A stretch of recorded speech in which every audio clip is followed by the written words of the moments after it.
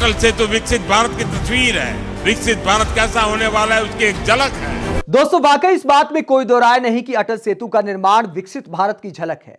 लेकिन होने वाले विकसित भारत में अटल सेतु का टोल टैक्स आम आदमी और गरीब आदमी को उसकी औकात दिखाता है। इस बात में कोई दो राय नहीं कि वंदे भारत विकसित भारत की झलक है, लेकिन वंदे भारत का किराया आम आदमी और गरीब आदमी को उसकी औकात बताता है। इस बात में कोई दो राय नहीं कि करोड़ों भारतीयों को पार्टी लाइन से अलग हटकर राम मंदिर बनने की खुशी है, लेकिन राम मंदिर का प्राण प्रतिष्ठा समारोह आम आदमी और गरीब आदमी को उसकी औकात दिखाता है। और ऐसा मैं क्यों कहता हूं, बारी बारी से विश्लेषण करते हैं। पहले अटल सेतु की बात करते हैं। पीएम मोदी ने कल जो उद्घाटन किया था उसका वीडियो आज शेयर किया, अपना फोटो सेशन देश को दिखाया है और कहा कि विकसित भारत कैसा होने वाला है, अटल सेतु इसको दिखाता है। जरा एक झलक देखिए कि पीएम मोदी ने क्या कहा। अटल सेतु विकसित भारत की तस्वीर है। विकसित भारत कैसा होने वाला है उसकी एक झलक है।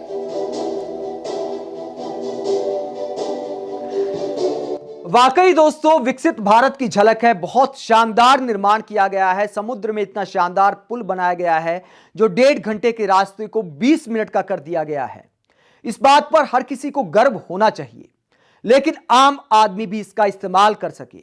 वो आम आदमी जिसको मैं गरीबों की श्रेणी में रखता हूं, वो आम आदमी जो लोन लेकर अगर 10 लाख की गाड़ी खरीदता है तो 3 लाख रुपए का टैक्स भरता है, जिसमें जीएसटी, रोड टैक्स वगैरह भी शामिल हैं। फिर गाड़ी लेकर सड़क पर निकलता है तो टोल टैक्स भरता है। अगर गाड़ी में तेल भरवाता है तो 1000 रुपए का तेल खरीदता है तो 500 रुपए से ज्यादा टैक्स देता है। उसके बाद भी अटल सेतु का इतना टैक्स, एक तरफ का 250 रुपए। नवी मुंबई से मुंबई का सफर करने वाले लाखों लोग होंगे।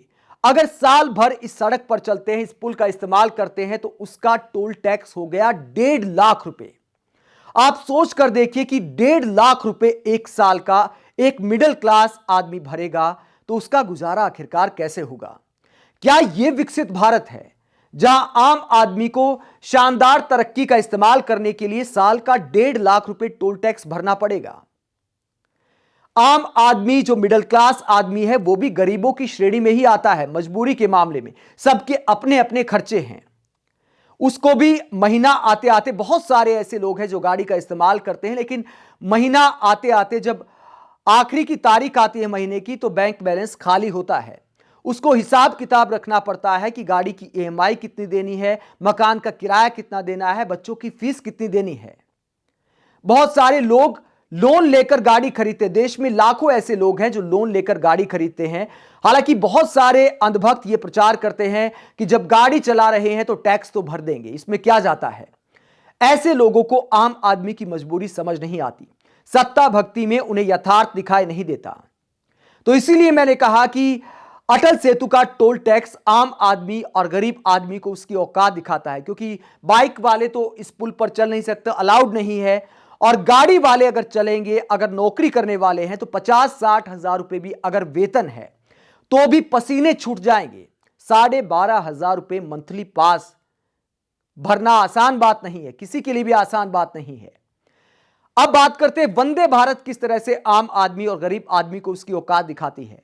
वंदे भारत बहुत शानदार ट्रेन है, लेकिन वंदे भारत का महंगा किराया गरीब आदमी और आम आदमी को उसकी औकात बताता है, क्योंकि गरीब आदमी और आम आदमी ज्यादातर जिन ट्रेनों का इस्तेमाल करता है उनकी तस्वीर आप देखिए, पैर रखने को जगह नहीं मिलती। भारत में पब्लिक ट्रांसपोर्ट किसी भी तरह का हो, उसमें पैर रखने की जगह नहीं मिलती। लेकिन वंदे भारत के बारे में कैसी खबरें आती हैं कि ट्रेन में खाली जा रही हैं, ट्रेन आधी से ज्यादा खाली जा रही है। महंगा किराया होने की वजह से आम आदमी इसका इस्तेमाल नहीं कर रहा। इसीलिए मैंने कहा कि वंदे भारत ट्रेन भी आम आदमी और गरीब आदमी को उसकी औकात दिखाती है। दोस्तों, अब बात करते हैं राम मंदिर की, कि मैंने ऐसा क्यों कहा कि राम मंदिर का प्राण प्रतिष्ठा समारोह गरीब और आम आदमी को उसकी औकात दिखाता है। क्योंकि यह खास लोगों का समारोह बन गया है। पीएम मोदी कहते हैं कि गरीबों की सरकार है। राम मंदिर के नाम पर गरीब लोग वोट देते हैं। जिन लोगों को बुलाया गया है प्राण प्रतिष्ठा समारोह में, वो लोग तो वोट तक नहीं करते। बॉलीवुड की सेलिब्रिटीज को बुलाया गया है। क्या उनमें राम भक्ति ज्यादा है? क्या आम आदमी से बड़े राम भक्त हैं ऐसे लोग? पीएम मोदी ने कहा कि आम लोग बाद में दर्शन कर सकते हैं। फिलहाल जो प्राण प्रतिष्ठा समारोह होगा उसमें कुछ खास लोगों को ही बुलाया गया है, जिसमें राजनीति से जुड़े लोग हैं, बॉलीवुड से जुड़े लोग हैं, स्पोर्ट्स से जुड़े लोग हैं। दोस्तों, आलिया भट्ट, रणबीर कपूर, अमिताभ बच्चन, रजनीकांत, तमाम मशहूर हस्तियों को इस कार्यक्रम में बुलाया गया है, लेकिन गरीब और आम आदमी को बोला गया कि आप बाद में दर्शन कर लेना। यह दिन कुछ खास लोगों के लिए ही है, कुछ खास लोगों को ही बुलाया जाएगा, थोड़े लोगों का ही कार्यक्रम है, तो इसमें व्यवस्था को देखते हुए आप लोग बाद में दर्शन कर लेना, ऐसा पीएम मोदी का बयान भी सामने आया था। तो क्या आम आदमी और गरीब आदमी को औकात नहीं दिखाता यह प्राण प्रतिष्ठा समारोह, जहां राम में आस्था ना करने वाले, राम के नाम पर वोट भी ना देने वालों को बुलाया गया है, लेकिन राम के नाम पर वोट देने वालों को कहा गया है कि आप बाद में दर्शन कर लेना। क्या उन लोगों के लिए दिन खास नहीं है? क्या लाखों गरीब लोग इस दिन नहीं आना चाहते राम मंदिर की? भगवान राम का मंदिर बन रहा है, प्राण प्रतिष्ठा समारोह हो रहा है, तो हमें भी वहां जाने का अवसर मिल सके। इसीलिए मैंने कहा कि ये तमाम आयोजन, तमाम जो विकास की योजनाएं हैं, एक तरह से गरीब और आम आदमी को उसकी औकात बता रही हैं। विकास ऐसा होना चाहिए जहां गरीब और आम आदमी को ऐसा ना लगे कि उनका खून चूसा जा रहा है, उनको ऐसा ना लगे कि अंग्रेजों से भी ज्यादा लगान वर्तमान सरकार में वसूला जा रहा है। आप इस पूरे मुद्दे पर क्या सोचते हैं, जहां विकसित भारत की झलक में आम आदमी और गरीब आदमी को उसकी जगह दिखाई जा रही है? कमेंट बॉक्स में अपनी राय जरूर दें। अगर आप हमारी पत्रकारिता को पसंद करते हैं तो थैंक्स के ऑप्शन का इस्तेमाल करें, वीडियो को लाइक करें, चैनल को सब्सक्राइब करें। नमस्कार।